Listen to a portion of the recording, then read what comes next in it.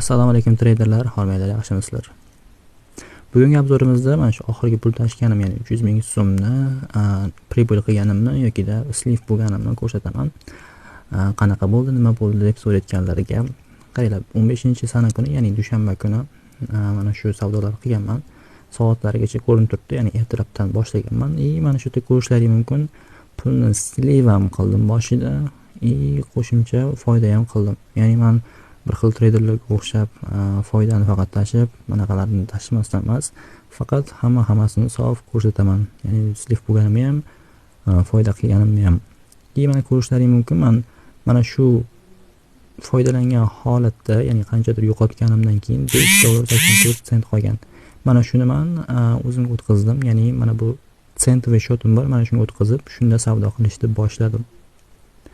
Shunaqa ko'rishlaringiz mumkin. Mana hammasi jonli, ya'ni ko'rsatib turibman. Hech qanaqa aldov yo'q.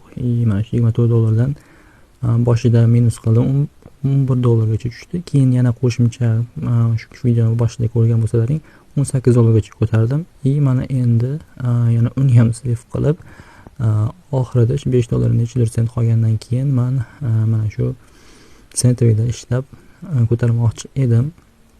Ya'ni bu ham o'xshamadi, sliv bo'lib ketdi. Nimaga desalaring, men bitta ko'proq mana bu trendoviy liniyaga asoslangan holatda ishlatgan edim. Men nazarimda ishlab berishlik kerak edi, lekin unaqa bo'lmadi. Nimagaki men birinchi o'rinda full marja ochib yubordim, ikkinchidan risk amal qilmadim. Mana shu holatlarda foyda bo'lgan holatda men yopmadim vaqtida. Shuni bilib qo'yinglar, ya'ni qachongidir sizlar foyda qilsalaring, ya'ni pribullar, ya'ni o'zlaring depozitlaring ko'p bo'lmaydigan bo'lsa, depozitlaringga vaqtida yopganlaring ma'qul.